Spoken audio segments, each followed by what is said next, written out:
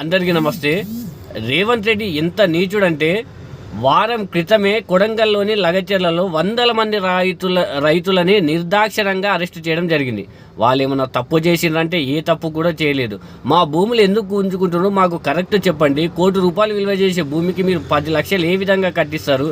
ఇక్కడ అసలు మంచిగా పంటలు పండే భూమిని మీరు తొండలు గుడ్లు పెట్టే భూములని ఎందుకు అవమానిస్తున్నారు? అసలు మాకు ఒక పరిష్కారం చూపించండి అని అంటే వాళ్ళని నిర్దాక్షిణ్యంగా ఒక్కొక్క తాండాలో ఒక 10 మంది 15 మంది ఉండే గిరిజన బిడ్డలపై వందల మంది పోలీసులను తీసుకుపోయి నిర్దాక్షిణ్యంగా వాళ్ళపై దాడులు చేసి వాళ్ళని అరెస్ట్ చేసిన వాళ్ళు ఇప్పుడు ఎక్కడున్నాడో కూడా అర్థమవుతలేదు.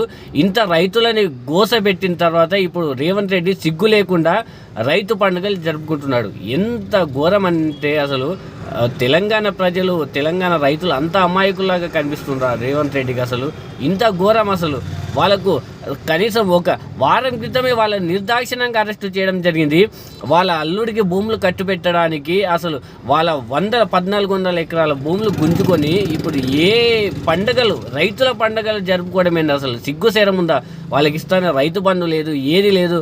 రైతులకు అసలు దిక్కుతో వచ్చని పరిస్థితిలో ఉన్నారు. అసలు ఇన్ని రోజులు అసలు ఎంతో మంచిగా పంటలు పండించుకుంటా రైతు భరోసాలు ఇంత గత ప్రభుత్వం ఇస్తుంటే వాళ్ళు ఆ పెట్టుబడికి కష్టపడకుండా పెట్టుబడి పెట్టేవారు.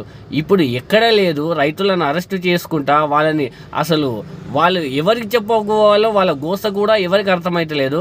అంత దయనీయ పరిస్థితుల్లో రైతులు ఉంటే రేవంత్ రెడ్డి రైతుల పండుగలు జరుపుకుంటున్నాడు. ఎంత అవమానిస్తుంది ఇది. రైతులను అవమానించడానికి రేవంత్ రెడ్డి ఈ విధంగా ప్రవర్తిస్తుంది. అసలు రేవంత్ రెడ్డికి సిగ్గు లేకున్నా ఎన్నుకున్న మంత్రులకు కానీ అసలు సిగ్గు లేదు. అసలు మొన్ననే కదా బాబు రేవంత్ రెడ్డి అసలు కొడంగల్లో లగచెర్లలో వాళ్ళని అమాయక గిరిజన రైతులు, వాళ్ళు చాలా అమాయకంగా ఉంటారు. వాళ్ళు అడవులలో ఉండేవాళ్ళు చాలా అమాయకంగా ఉంటారు. వాళ్ళు ఏదో భూమి ఉంది కాబట్టి వాళ్ళు దున్నించుకొని వాళ్ళు ఏదో పంటలు పండించుకుంటారు. వాళ్ళకి రైతు భరోసా, రైతు ఏవి రాకున్నా కూడా వాళ్ళు ఏదో వాళ్ళ కష్టం చేసుకుంటున్న భూములని నిర్దాక్షిణ్యంగా గుంజుకొని ఒక గిరిజనులను కూడా చూడకుండా వాళ్ళని ఎక్కడ దాపెట్టిండ్రు. ఇప్పటి వరకు వందల మందిని ఆ తాండాలు మొత్తం ఇప్పుడు కాలైపోయాయి.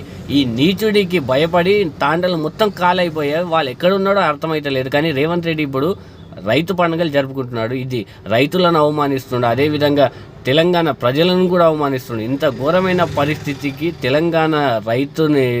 తెలంగాణ సమాజాన్ని తీసుకుని వచ్చిండు రేవంత్ రెడ్డి.